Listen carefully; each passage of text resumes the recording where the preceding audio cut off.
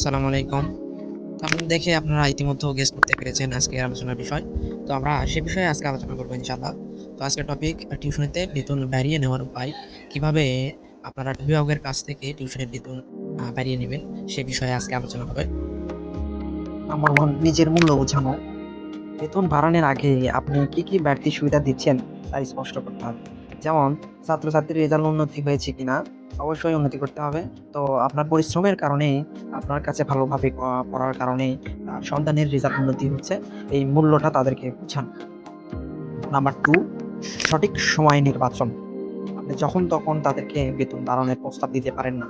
অবশ্যই আপনাকে পরীক্ষার পর রেজাল্ট ভালো হলে বলতে হবে, অথবা টার্ম শেষে বা নতুন সেশন শুরু করার আগে বললে ভালো হয়। আর 3, শ্রদ্ধাশীল ও নম্রভাবে বলুন। আপনি বেতন বাড়িয়ে নেওয়ার বিষয়টি অবশ্যই কর্কশ ভাষায় বলা যাবে না। ভাষা যেন পেশাদার ও বিনয়ী হয়, এদিকে অবশ্যই লক্ষ্য রাখতে হবে। নাম্বার 4, বাজার রেট সম্পর্কে জানুন। বিষয়টা কিরকম? আপনার এলাকার টিউশনির গড় রেট সম্পর্কে আগে থেকে আপনার ধারণা নিন।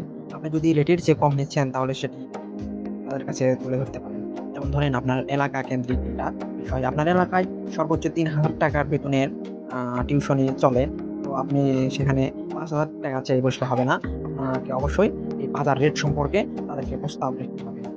সর্বশেষ এবং গুরুত্বপূর্ণ পয়েন্ট নাম্বার 5, ৬ মাস বা ১ বছর যাবত টিউশনি কন্টিনিউ করার পরে এই প্রস্তাবগুলো রাখা।